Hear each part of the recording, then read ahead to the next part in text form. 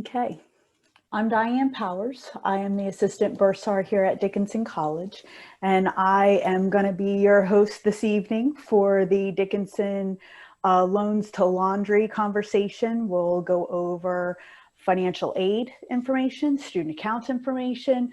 We'll dabble a little bit on other items related to your students' life here on campus. And again, I'm Diane Powers, and with me tonight, I have Leah Young, which is the Director of Financial Aid. And I also have Sally Heckendorn, which is the Bursar of Dickinson College as well. And to get started, the first slide is dealing with financial aid. So I will let Leah take this over. Sure. So the good news is that most of your financial aid homework is done. This is usually more true than it is right now due to the unusual circumstances that we are in. At this time, usually when we're doing this on campus, everyone sort of has their loans all taken care of. And it's really just setting expectations for what happens for the rest of the 4 years. But I did want to just take a pause before we get to this information on the slide, saying that it is not, if you're starting to be concerned about, I'm planning on taking a PLUS loan or a private loan, or I've filled out those applications and I don't know what the timing is going to be like. Those get certified late July through August. And an alternative loan generally takes about 2 weeks to process and get here, as opposed to a Parent Plus loan, which is usually a little bit faster. So there's still plenty of time, even if you want to wait for the bills to be put out before finalizing the amount you want to request in the loan. That is absolutely still within a reasonable time frame. And we'd be happy to walk you through any questions that you may have on those loans. Our website is a phenomenal resource for that. If you just type loans into the search bar, you'll find our page on financing. You can see the different loan types. You can compare the Parent Plus loans to the alternative loans and the other different types of student loans and the action steps to get those. Another important thing to know is that if your situation changes, and let's say right now you've been able to turn down your loans, nothing is set in stone until the last day of classes. So you can always reinstate your loans at any time during the academic year. So don't fret about making a decision that cannot be reversed. So I think that's really important to know. Additionally, if you borrow and you find, unfortunately, this isn't a time when we see a lot of this, but if you find that you no longer need the loan, if you return those funds within 120 days, then all interest and fees are backed out as if it never occurred. So just want to highlight that information before we get sort of even more future focused here. So as you go forward to years 2, 3, and 4, the timeline does get a lot later than it did for your first year. So you probably filled out your FAFSA and CSS profile forms sometime last fall, or international students, the ISFA. And for those who are domestic students and renewing their aid, those forms become available October 1st, but they are not due until May 1st. We only require the FAFSA and the upper class online financial aid application to renew aid at current levels. If you are interested in being reevaluated for additional aid, we do ask that you fill out a new CSS profile along with all the relevant tax return data. Then usually in most years, we have financial aid awards released for the following academic year by late June. Now, why is there such a big differential between the first year and the following years? We have federal regulations we have to check once folks are students to make sure that they are still eligible for federal aid, things like satisfactory academic progress, to ensure they're still eligible for that federal aid piece, and if they've advanced to grade level, because the direct loan eligibility amounts are $1,000 higher in their second year. So some of those pieces are why the aid awards cannot be done on the same timeline as in the first year. So at any time, if your circumstances change, please feel free to reach out to your financial aid counselor. We divide it by alphabet. Hopefully by now you're familiar with who your loan counselor is, but do not hesitate to reach out to them. I've said this in some of my presentations before during the admissions process, as you all went through the admitted students, different virtual online information sessions. It generally takes about 6 weeks and a 20% change in income to make a real significant difference in financial aid eligibility. But even if it's before that and you just want some assurances of what the steps are, please reach out to your financial aid counselor. They will work you through it. They're an amazing and dedicated bunch and working so hard for families right now, and always, but particularly right now. And if you have any additional questions, please reach out to loans@dickinson.edu if you'd like to talk more through your more thoroughly through your loan options and have questions after reviewing our website. We'd be happy to help you. And so that is essentially, because I've spent so much time during the admissions process going through that information, that is the financial aid information for this snapshot in time. I'd be happy to take any questions before essentially turning it over to Diane for the remaining part of the presentation. And you can enter those in. The best way to enter those in is through the Q&A box, because then we can track them and share them either with the full group or answer them directly to you. Thank you very much, Leah. Sure. So I see you have a quick question about the GI Bill. And for folks who are eligible for the post 9/11 GI Bill, will I have to pay the room and board up front and then wait for the VA money to kick in? And the answer is yes. So because that's paid for, because that is paid directly to you through the BAH, then you make that payment. That's a great reason to set up, either a payment plan, or if you borrow and then wanted to return those funds once the VA caught up, that is another way you could approach that. But yes, that is in general what most folks do, is pay the room and board up front and then pay themselves back with that BAH. And if I can piggyback that, by all means, any family that receives GI monies, and obviously you haven't received the tuition bill yet, and you just want a better understanding of what that out-of-pocket expense is going to look like, I can provide you that in an email. Just email Stu Accounts. I will have the email address later on in this PowerPoint slide for everyone. So any questions or concerns regarding any of that, please send it to Stu Accounts, and I can give you an estimated breakdown showing how your fall semester bill's going to look so that you are not surprised when we do generate those bills for you. We have one question I'm going to answer live here. Can you accept the loan on a year-to-year basis and change the amount if needed to a lesser amount? And yes, absolutely. So when you accept your a loan for this year, you do not have to accept it for the next year. And all you have to do to turn down that loan is email us at loans@dickinson.edu. You can always change the amount if you don't want to accept. So for first years, the standard federal loan is $3,500. You could reduce that to $2,000, and you could change it again. We generally, it's great if you can make that decision on the lesser amount and not change it again higher. But we know that sometimes that does have to happen. So yes, you can do that. There's some questions about, will work-study opportunities still exist now that it's been shorter, and how do we find those? So the most recent update I heard as of this afternoon, they do still expect there to be significant work-study opportunities. It's a little bit delayed in the notice of that availability, simply because they're making sure the safety procedures are in place to make sure that students can can work safely.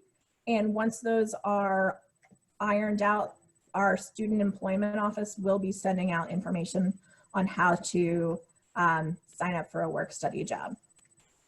And if I can piggyback your federal work study, just a reminder, you may already know this, but federal work study funds are not deducted off of your tuition bill. It is funds that are sitting aside waiting for your student to take advantage of. So if your student does decide to work here on campus, they receive a paycheck for the hours that they worked every other week, and those monies go directly to your student, and your student may do whatever they wish with those funds. Great, thank you. Yes, and those are really designed for those indirect non-billed expenses, things like personal expenses and travel and books, as opposed to those billed pieces of the cost of attendance. There's a lot of questions coming, so that's great. And if you want, Leah, I can continue on, and maybe throughout the slides, I can answer them in some of the slides that I will be going through, or we can answer them throughout. That sounds great. So I'll answer them here. I'll answer some of them here in the Q&A box. If you've put them in the chat, if you wouldn't mind popping them into the Q&A just so we can track them, that would be fabulous, as opposed to answering them in the chat. It's just a little hard to navigate multiple spots of answers. So yes, Diane, please continue, because I want to make Thank you. Thank you very much, Leah. All right, so FERPA release.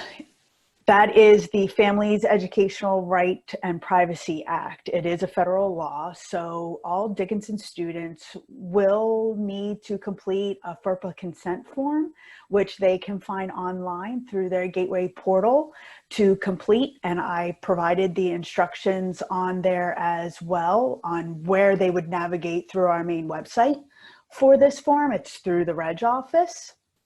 And when your student completes this form, this allows the financial aid office to speak with the parent regarding the student's information, because college, now your students are classified as an adult. Also the Reg office, as long as they see that this FERPA release is on file and completed by your student, giving the registrar's office the ability to discuss grades and other things of that nature with you, it's helpful. It is extremely helpful for your student to complete that form. And that goes for financial aid as well. We need that release in order to discuss their financial aid once they are enrolled students.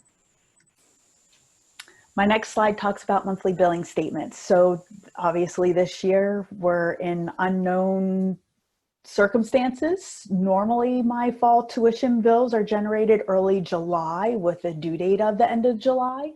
But this year I will be generating fall tuition bills August 3rd. And granted, even though the semester start date, the first day of classes, is going to be August 17th, more than likely on your tuition bill, it's going to reflect a due date of an earlier date. But please note, we are very flexible, so don't fret over that due date. It is okay. I do generate bills on a monthly basis, so if for some reason you are unable to pay the balance in full during the month of August and you need more time to pay for it, I will send you out another billing statement in September showing your remaining balance owing, and you'll want to make sure that it's satisfied by the end of September, or you'll receive an October billing statement. Spring semester tuition bills we do generate in January, right after the holidays, and they will have a due date of before the first day of classes, which is normally mid-January, as long as everything pans out as planned. On your tuition billing statements, more than likely in the body of the billing statement, you are going to see memoed financial aid if you receive financial aid. Memoed financial aid is letting you know that there may be financial aid items that we are still waiting for your student to complete, or due to federal regulations, those funds cannot disperse onto your student's account until 10 days prior to the semester start date. Those are related to loans. So anytime that you see any items that fall under memo to financial aid on your billing statement, and you know that your student is either one, completing those loan options, loan documents, I should say, and or has already completed them, you may go ahead and manually subtract them from the total due to figure out what your difference is owing to the college. And again, we are always here. So anytime that you receive a billing statement and you just want clarification or you're not understanding it, call us, email us. We are here to help. Also, at the end of fall semester, which is normally in December, we will run a report, and any students that have a credit balance, an overpayment riding on their account at the end of the fall semester term, we will automatically refund those funds via a direct deposit if we have direct deposit information on file for your student, or a hard check in the student's name mailed to their permanent home address. We do this so that for tax purposes and everything's clear and zeroed out for the start of the new calendar year. Also, if for some reason the student or the parent were to contact us before we run this process in December, we can process a refund back to you if you see that you have an overpayment riding on your student account. Monthly billing statements, I said again, are generated every month. When the billing statements are generated, your student will receive an automatic email message from my office letting them know that there is a billing statement out there on their Gateway portal for them to view. They also have the ability to pay online through their Gateway portal using a credit card or debit card. You would be assessed a 2.6% fee when using a card, or you can select to pay as an ACH, automatic withdrawal from your checking or savings account. No additional fees are assessed to you when selecting to pay via ACH. That payment is then reflected in real time on your student's account. If the student sets you up with parent proxy, which I will discuss in another slide coming up, then you also will receive an email notification from our office as soon as the bills are generated, so you can log on to your own parent proxy portal and view the bill yourself. And if you so choose, you can pay online as well. Same options apply. If no parent proxy is set up, a hard billing statement will be mailed to the student's home address for you to receive. Diane? Yes, ma'am. Before we go further, can we go back to the FERPA release slide for a family? Yes. And also, just to let all of you know, this is being recorded, so you may always be able to go back on to this webinar and watch it at your own leisure. The pre-orientation office will have it posted out there on their site tomorrow.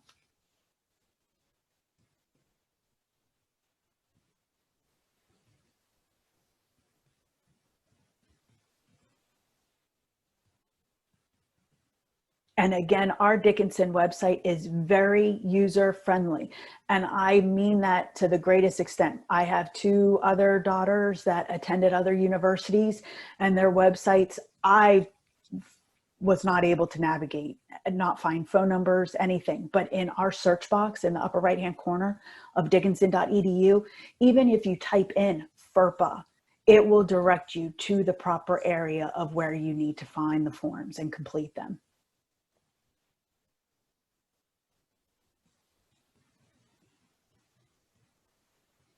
I'm going to move on. So here's parent proxy. So the student needs to grant parents, and it could be multiple parents, it could be grandparents, aunts, uncles, whomever the student may feel would benefit from having this online portal for the parent guardian to have access to see students' information. The student does need to grant this individual with this permission. And there is the link that the student would follow. Also, going to Dickinson's main website. In the search box, type in Proxy Access, and there you will see a link that says Student Instructions. And then there's also a link that says Parent Instructions. And this link is the student instruction page, but it will provide screenshots and step-by-step instructions for the student to follow to set a parent or guardian or multiple people up with this ability. Once the student does provide access to a parent or guardian or multiple users, that individual will receive an email notification from Dickinson College, providing you with the next steps that you need to take in order to activate this. And like I said in my previous slide, as long as one individual is set up with parent proxy, that flips a flag for no hard bills to be mailed to the student's home address. The student will receive an email notification, and this proxy user will also receive an email notification letting you all know that the billing statements are out there for you to view. So if multiple family members may be responsible to pay on a student's tuition bill, the student will want to make sure that they set up all of those individuals with this parent proxy access so that they all have access to receive the billing statements and also have the ability to pay online if they so choose. And then the last bullet point there is just the link that I provide showing the parent instructions. And again, anytime that any students, parents have any questions regarding parent proxy, contact the Student Accounts Office. We are always here to guide you. We have the ability to walk you through the steps. So if you're on your computer and just need a hand walking through just to make sure that you're doing it correctly, please feel free to call us or email us. Right now we're all working from home, so sending us an email is perfectly fine. And if it is something that we feel that a phone call would be best to discuss it and walk you through, we will call you.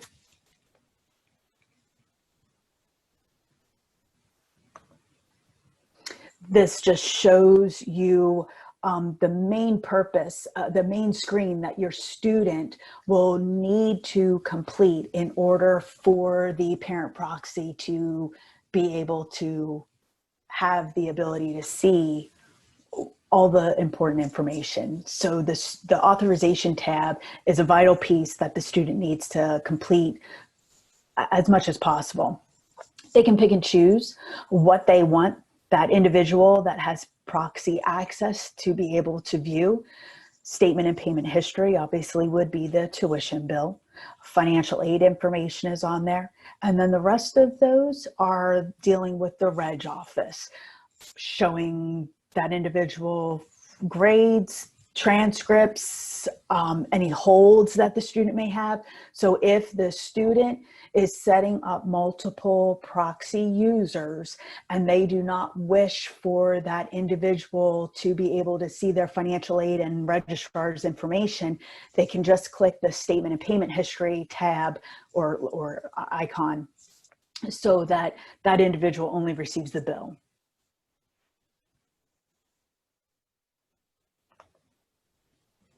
Payment methods. As I mentioned before, you have the ability to pay online. Students have the ability to pay through their gateway portal. Parents have the ability to pay through their parent proxy. If you don't have parent proxy set up, but you do want to pay online, you can just go on to dickinson.edu, submit in the search box payment methods, and you will get the information for official payments. That is the third party that Dickinson College goes through that accepts our credit cards, debit cards, ACH payments. As I mentioned before, using a card, you would be assessed a fee, but if you do pay using your bank account, no additional fees are assessed to you. And if you pay through the portal, the Students Gateway or the Parent Proxy portal, it will be reflected in real time. If you pay through dickinson.edu, it takes 2 to 6 business days, all depending on what payment method you use, for it to be applied to your student's account. Other payment methods is the Nelnet monthly payment plan. That is the link for the monthly payment plan. Currently, right now, Nelnet is off. If you were to log into this link, they would be suggesting for you to enroll in a 3-month payment plan that goes into effect August 3rd to October 3rd. The absolute deadline date for you to enroll in the Nelnet payment plan would be August 3rd. And there is another slide that I will get to here in a minute to go in more depth with the Nelnet payment plan. Flywire is a payment method for our foreign currency payments. By all means, you can still mail us in a check, and there is our mailing address. If you would prefer to wire funds directly to the student accounts office, you can send us an email or give us a call, and we will provide you with our banking information. And the last option is cash payments. We do have a cashier's office in our office that we can accept cash payments as well.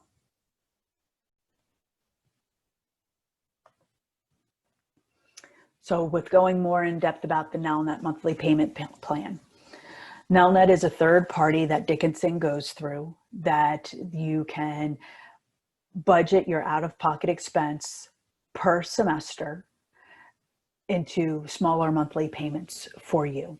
They do charge you a $35 enrollment fee. That is the only cost to you. The maximum per semester monthly payment plan options would be a 5-month payment plan. Fall semester already started. That went into effect back in June. A 5-month payment plan would be June to October. And then you have the 4-month payment plan, which would started in July, which already passed and runs till October. And then you have the August to October. All of their payment plans end in October. And the reason why is because the end of October is whenever students are able to register for spring semester classes, and all of our students' accounts need to be completely satisfied before they are able to sign up for classes for spring semester. So that's why the payment plans end early October. So we know that they are all cleared before they are able to register. Spring semester payment plans, a 5-month payment plan would go into effect November. I do send out email notifications to all students and parent proxy users, letting them know when it is time to enroll in the monthly payment plan, if you so choose, along with the link for the Nelnet payment plan as well. As I mentioned before, the deadline date to enroll in for Nelnet, it's actually August 3rd. I have in here August 1st. And the spring semester payment plan is actually December 31st because of the holiday. I'll update that information on our site.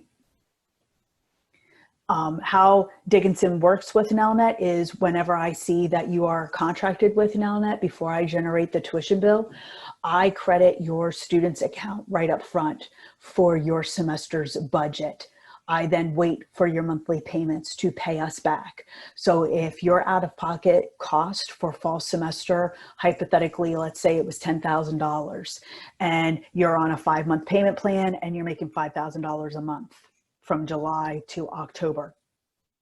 On your fall semester tuition bill, you will see the full $10,000 coming across as a Nelnet payment plan.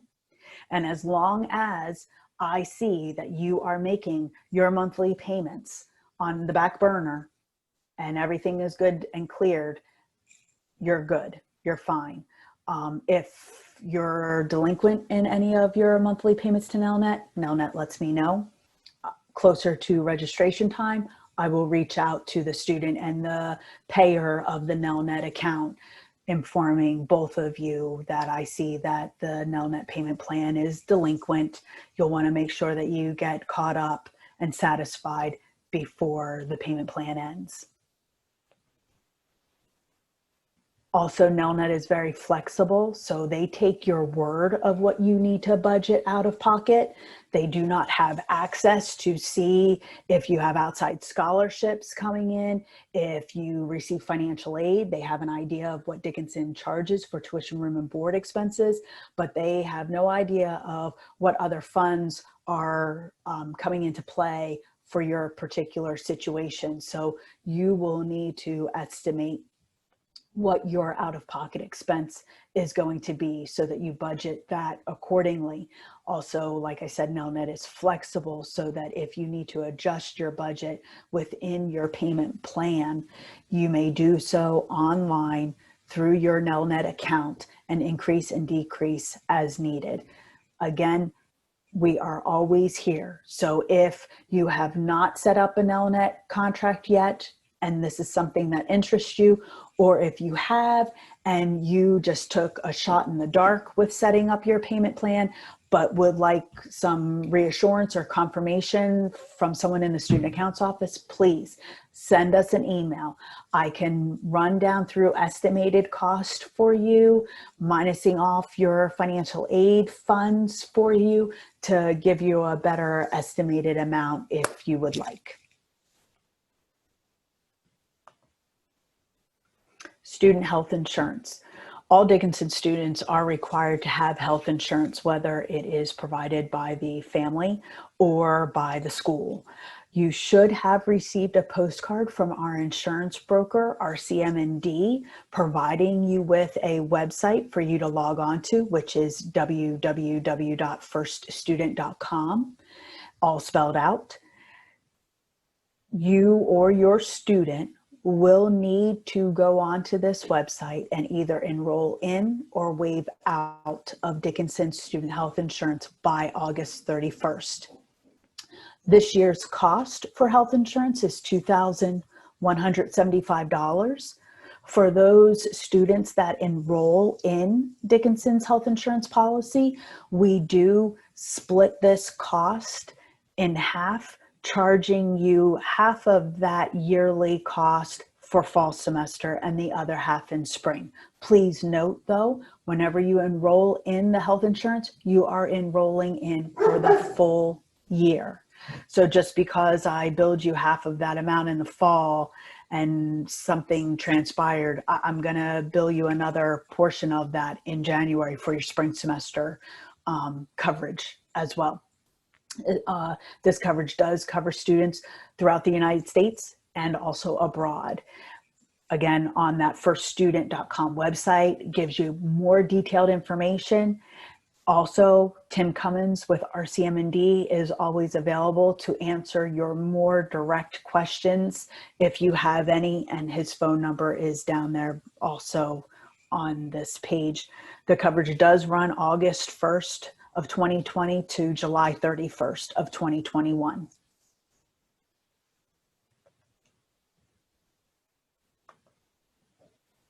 Student charging and declining balance. When your students arrive on campus, they'll be given a photo ID card, and this photo ID card is their lifeline here on campus. It will gain them access to certain buildings after hours. It will gain them access to their dormitory building. It will have their meal plan points on there, so they'll need it to get food. But it also acts like a credit card here on campus. That is an automatic privilege that is given to all Dickinson students. So if your student does not have their own personal monies on hand and they want to go to the bookstore and buy anything in the bookstore or the Devil's Den or in any of the dining locations that were to be over and above their meal plan allotment, the mailroom if they want to mail a package out, the health center, College Farm Cart, and we also have outside vendors that come here on campus that sell their merchandise. Those outside vendors sell clothes, shoes, handbags, jewelry, posters, sneakers, you name it, they come, they sell to the college students. So if you ever find that your student is abusing this privilege, you may contact our office, the Student Accounts Office, and ask for a no charging hold placed on your student's account. This would prevent them from charging anything to their student account. I when a student charges incidentals to their student account, each of those departments that I have listed, they keep a tally of what a student charges on a monthly basis. And then those charges are brought over to me at the end of every month to be reflected on your next month's billing statement. So if I were to generate a July July billing statement to you this month, and you see a line item that says on July 3rd, bookstore clothing line item for $50, that does not mean on July 3rd, your student purchased a clothing item from the bookstore.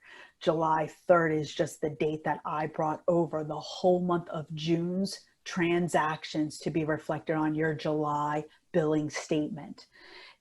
What is reflected on your billing statement is all the information that I have from those departments. By all means, if you or your student wants more detailed because they don't recall purchasing something that I'm billing them for, they can contact that specific department to ask for a more itemized statement, and they will be more than happy to provide that to either one of you. Also, when a parent contacts our office asking for a no charging hold to be placed on their students' accounts, oftentimes I ask the parent if you would like to give your child privilege to charge textbooks and school supplies only. If a parent is okay with that, I will make a notation in our system stating such, but your student would need to stop by our office asking for a permission slip so that they can only purchase those items from the bookstore. There is also an option that's called declining balance. Declining balance is handled through dining services, and this is where you preload funds on your student's ID card, so it acts like a debit card. The student can have the full-blown charging aspect and the declining balance option, or if you put the no charging hold on their account and you put money onto their declining balance, then obviously they'll only have that debit card access. That's what I personally did with my own daughter. I put a no charging hold on her account, and I only put $100 onto her declining balance. When she went to any of those locations to purchase anything, whenever she handed her ID card to the cashier, she has to specify, I want to use my declining balance to purchase these items. If she is busy talking with friends and just hands her ID card to the cashier is going to automatically assume that she wants to charge it to her student account because all students are given that privilege. The cashier will then get a pop-up blocker saying that the student's not allowed to charge. That will then prompt the cashier to ask your student, I see that you're not able to charge. Was there another means that you wanted to use? That oftentimes jogs the student's memory and says, oh yes, I want to use my declining balance. If for some reason your student is running low on their declining balance and they have a $50 bookstore clothing purchase that they wanted to use, but they only have $25 on their declining balance, the cashier will let them know at that time that you only have $25 of declining balance funds to use. Did you want to pay the difference by another means, or did you want to put it back and load your declining balance funds back up and come back later and purchase it? Families have the ability to call dining services and make a payment over the phone to add more funds to the student's declining balance. Or by all means, you can mail a check to dining services as well.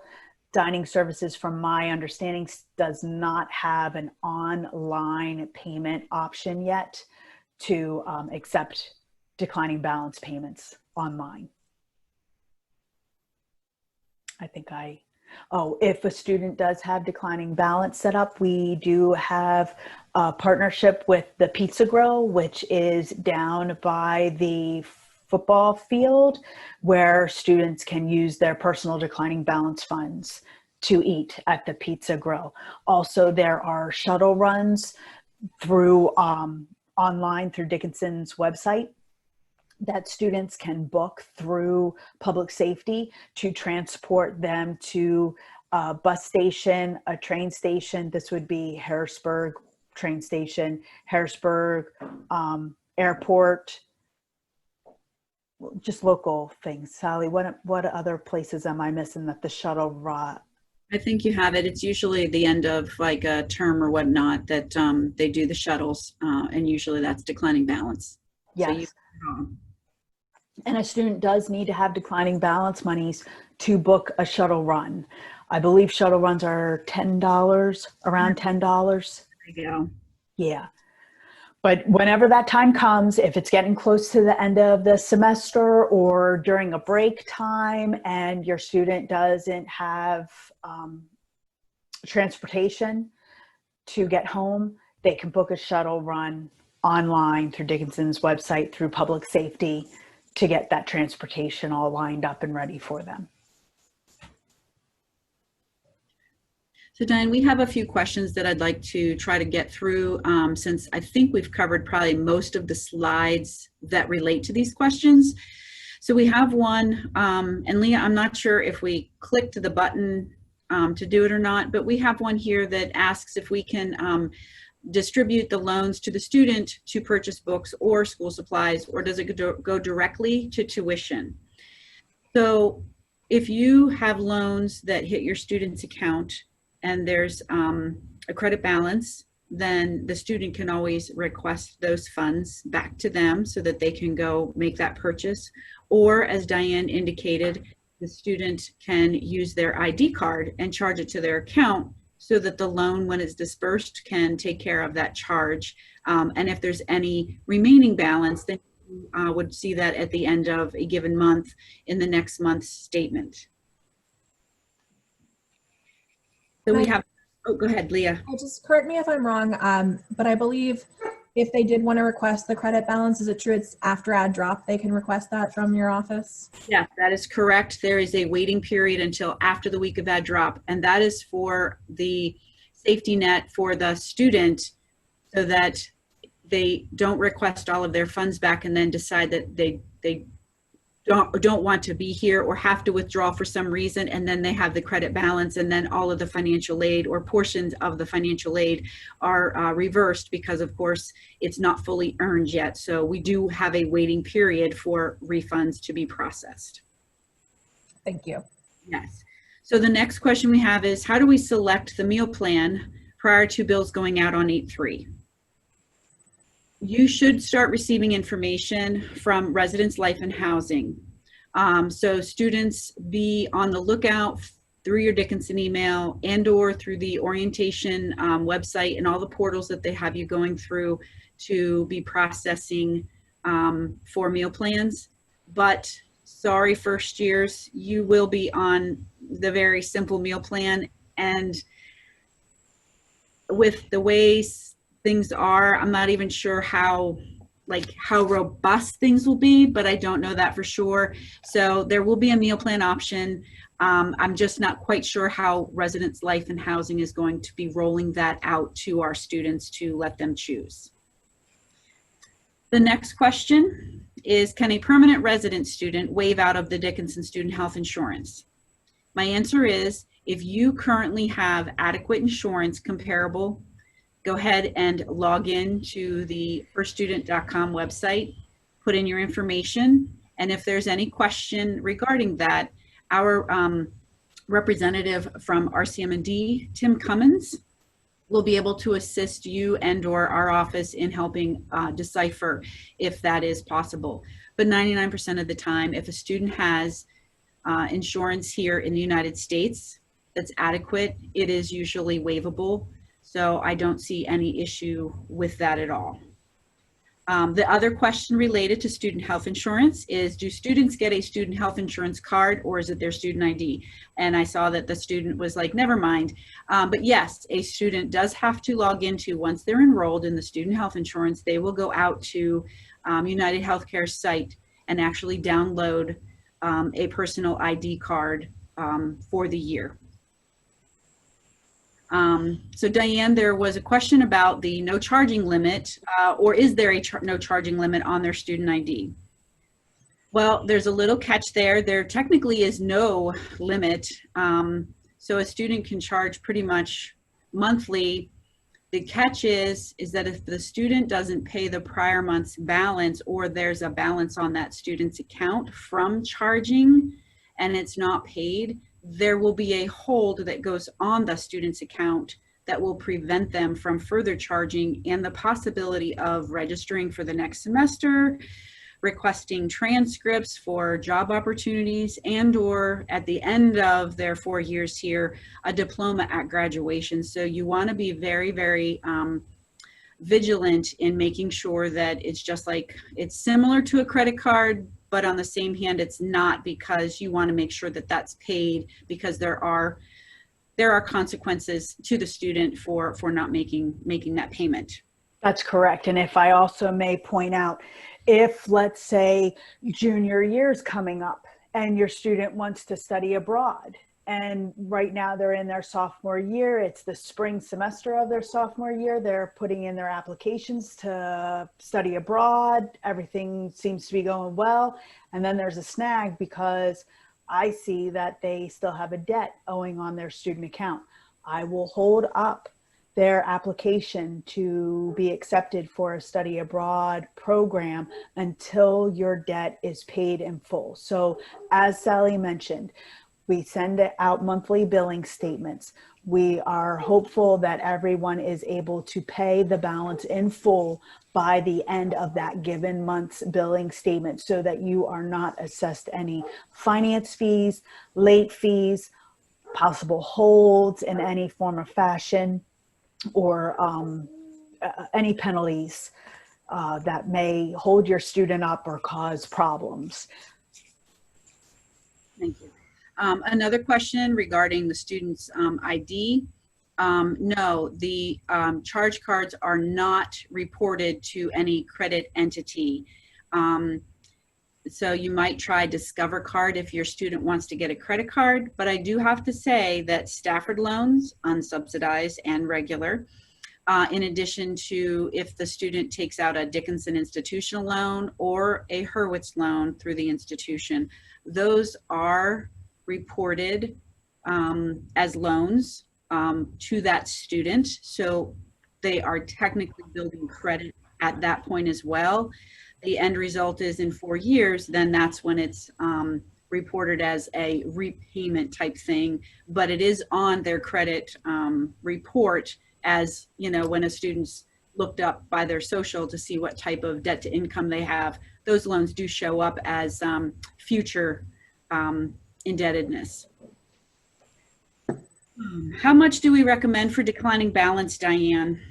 So like I mentioned before, I put $100 on my daughter's declining balance, and knock on nothing, she didn't bother me the whole semester long. What a good girl. But, you know, even if you put $100 on, let's say, and your child runs through it, your child can always call you up, gives them an opportunity to give you a call, to say, hey, mom, dad, can you please add more money onto my declining balance? And again, very easily, you can call dining services and do a payment over the phone, or even your student has the ability to use their own monies, or if you give them a credit card, they can go directly to the dining services office and preload their funds back on their account.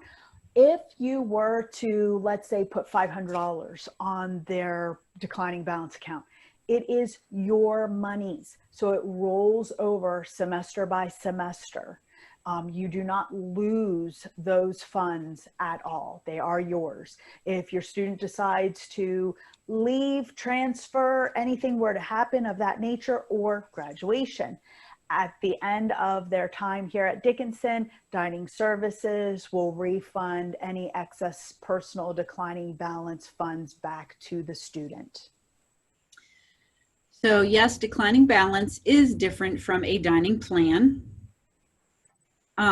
Declining balance is an added feature that really can be used anywhere on campus. Dining plan is only within the dining area.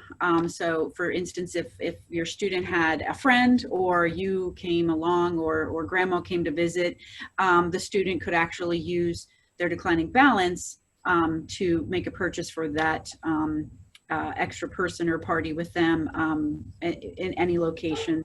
And that's just a scenario. This year may be a little different with having people from outside on campus, but that's yet to be seen. But yes, the declining balance is different from actual dining plan. It actually makes it more robust. And there's also a perk with having declining balance as well. Since dining services controls the declining balance account, dining services will give your student a 10% discount if they use their personal declining balance funds in any of the dining locations. Please note that 10% discount does not pass on to the bookstore, the Devil's Den, which is owned by the bookstore, the Fast Mail Room, the College Farm Cart, I don't believe, and those outside vendors. So only in dining locations will the student be able to receive a 10% discount if using their personal declining balance funds. And also dining services, I don't know how things are going to be this year, but in the past, okay, and hopefully in the future, they also have options the beginning of the year or the end of the year, or even around midterms and things of that nature, where parents or students can go on to the catering option on dining services website and get a basket of goodies. Maybe, you know, their best friend's having a bad day and they want to cheer them up. They can use their personal declining balance monies to get a little goodie basket of treats and send it to their friend, and they'll get a 10% discount. So if a parent loses insurance within the academic year, can they join the student health insurance program later in the year? Absolutely. At any time, if there is a loss of insurance for a student, the student health insurance, I swear, is actually more robust than what mine is. And I keep saying I want to be a student at Dickinson because it's a better program, but it is very good. And yes, you can. And it'll be the difference as to, so if you started in January of next year, it'll be a different premium than what it is in August when you're enrolled from August 1 to July 31. So the next question was, this person would like to obtain copies of the slides. It will be on YouTube through the orientation site, and that will be noted as well. If I may go back to your other one, Sally, yes. If you lose coverage, contact Tim Cummins at that phone number that I provided right there, that 1-800 number. And he will be able to provide you with a quote over the phone as to what that premium cost would be based upon the time that you are in need of it until the end of July. So the monthly bill that is received, if there is a balance on the account, yes, you can pay that through Proxy, through the parent gateway at any time. And Diane, where do they go to place a hold on the student's account? They would email Stu Accounts, and that information will be at the end of our slides, correct? Yes. Okay. And if you don't mind, if you would like to place that no charging hold on your student's account and you send an email to student accounts, please let me know if you want the no charging across the board, or if you are okay with just allowing your student to have the textbook, school supply option, where I mentioned that your student would then need to come into our office and get a permission slip to only be able to charge those items when needed. And I do want to let you all know, I have had, thank God only one, but I had in the past, a parent put a no charging hold on their son's account. And a few months later, the son came into the office and said, my mom said, you could remove that no charging hold. I'm allowed to charge. I will not take your student's word. I need an email from that parent letting me know that you would like to remove the no charging hold from your student's account, and I will be more than happy to remove it for you. But I will not take the word of your student by coming in or sending an email to me saying, my mom said it's okay to remove the hold, or my dad said it's okay to remove the hold, because I need it from the parent. Alrighty, so trying to quickly get through these because I believe we're not fully through and we have about 5 minutes left. So our funds taken directly from the student account before charging aspects go into effect. I'm not sure how to answer that question. Our funds taken. It's like if there's a credit balance on the account with the loans, if I'm interpreting that, and Allison, please let us know if we're not interpreting that correctly. So if there's a credit on there, that would be, it would reduce the credit on the account before it becomes a charge. That is correct. That is correct. And when money is added to declining balance, if it's by credit card, there is no fee through dining services for doing that. If a student travels abroad, is it required that the student purchase this?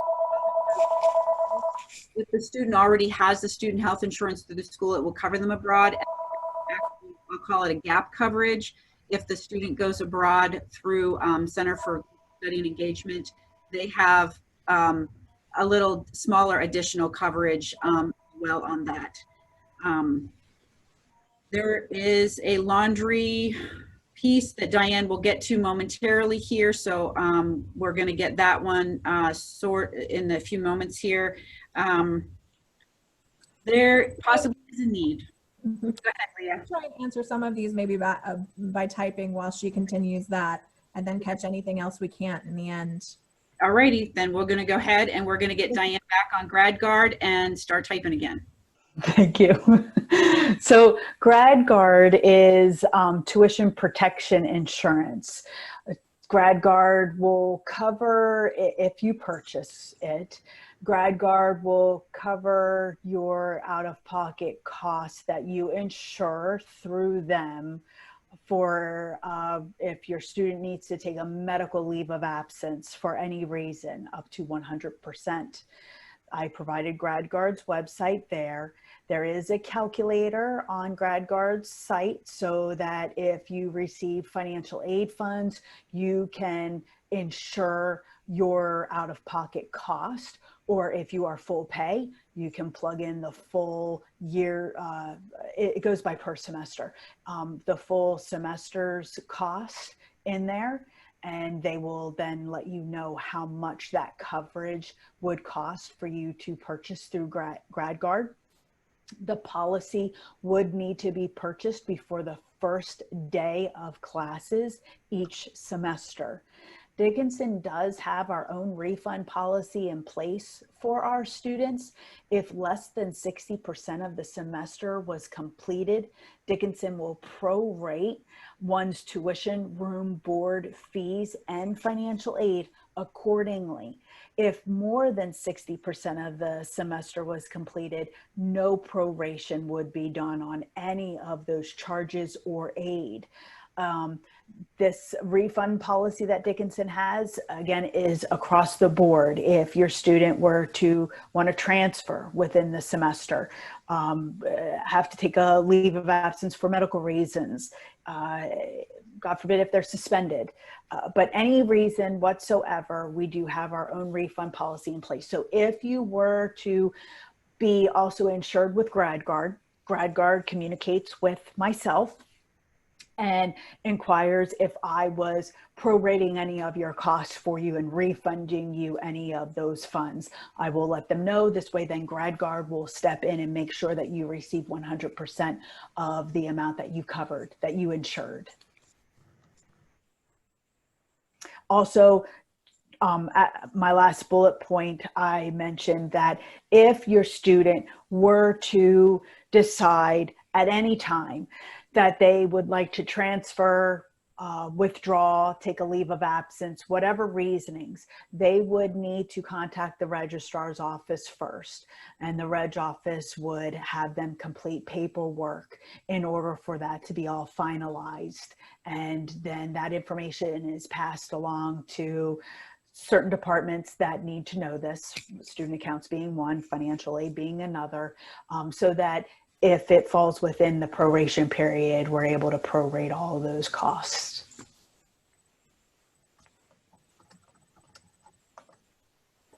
Like I mentioned earlier on, we do have a cashier's office located in the student accounts office. We are located in the Holland Union building in the lower level, right beside the micro room.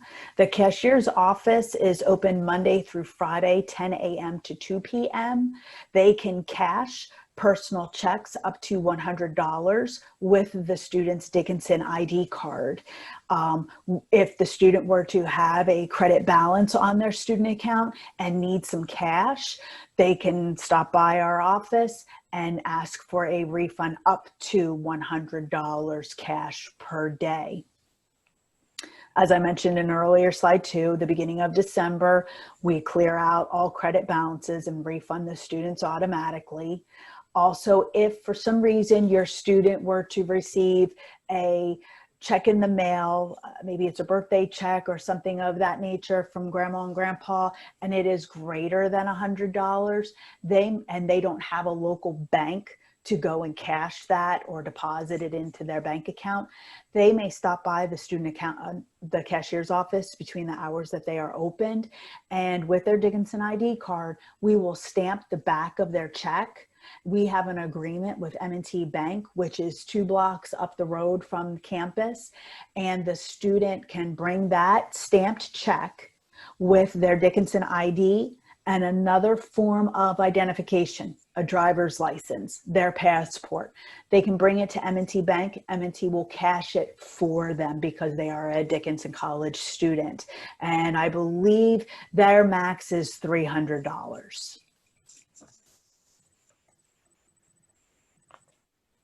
We do have an ATM machine on campus. The ATM machine is located in the upper level of the hub, the Holland Union building, right beside the Britton Plaza entrance.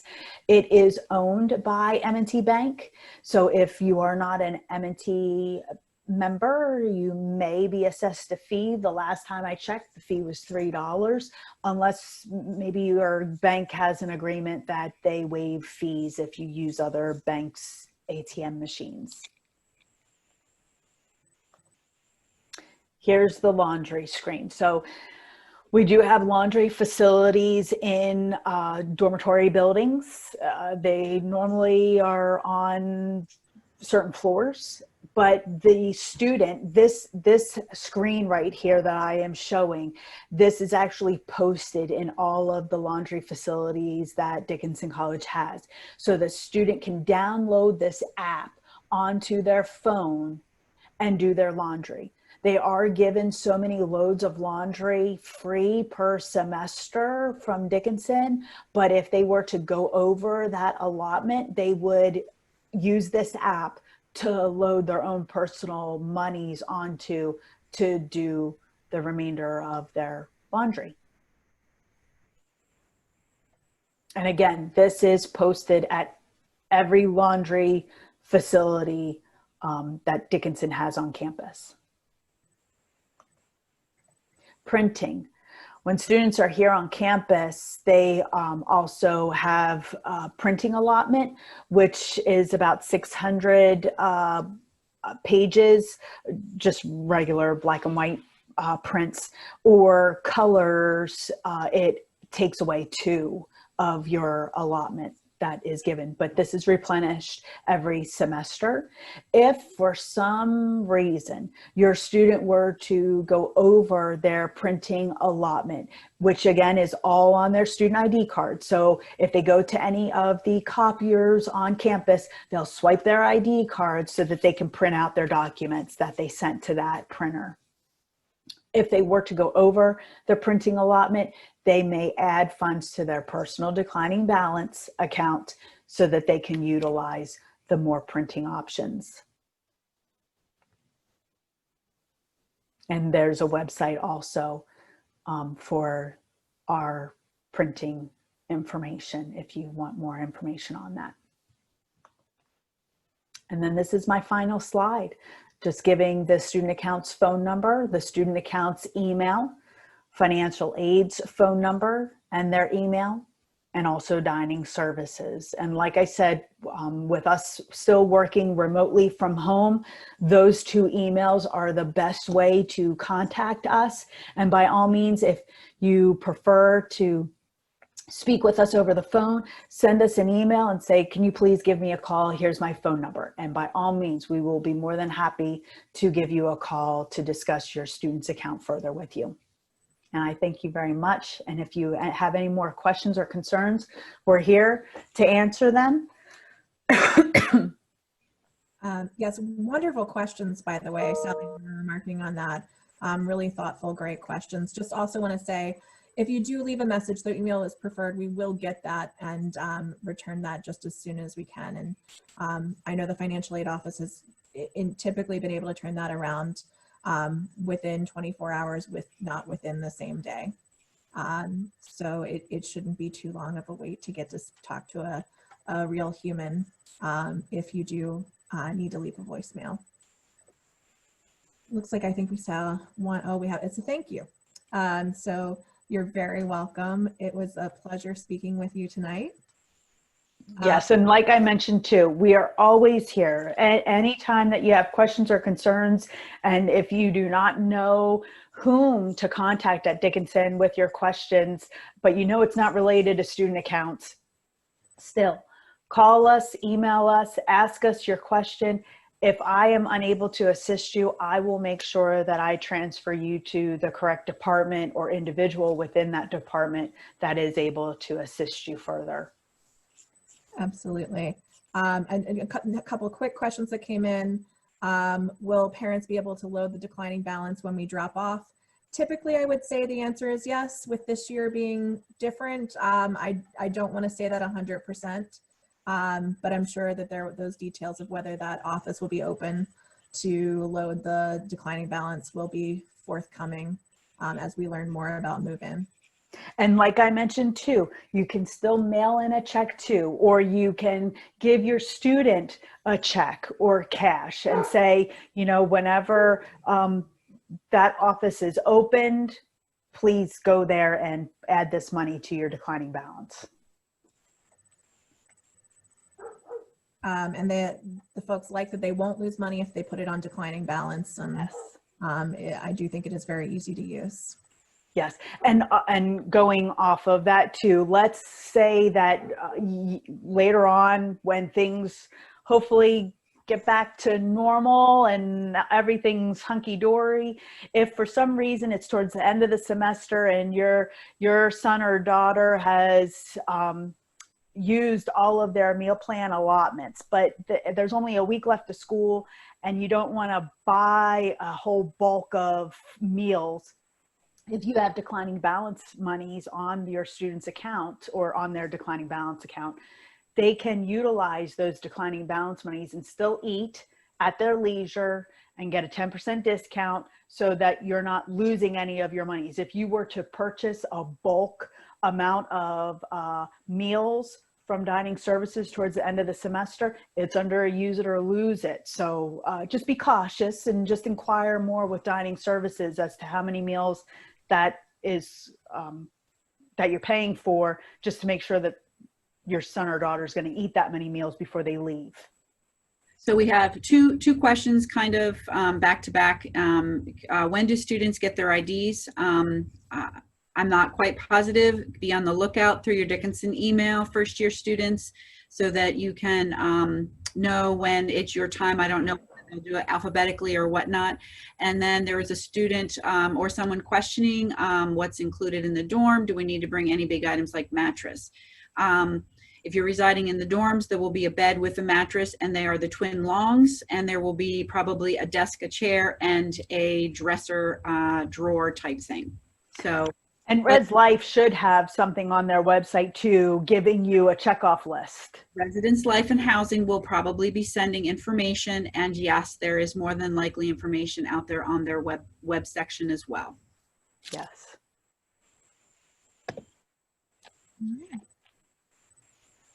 Well, I thank everybody. Welcome to Dickinson. I wish I was able to see you all face to face. I am a very much people person, so doing this Zoom call is so new to me. And I hope to meet you all face to face very soon. Please, you know, whenever our offices are up and running and we're there in person, and everything's safe, I'd love to be able to meet all of you and say hi. Yes, and we have a question about the recording. We'll be able to view the recording. I expect that the student leadership, the SLICE and orientation team will be sending out links and information for that. Is that correct, Diane? That is correct. All right. Very good. Well, Great. thank you. Have a good evening, everyone.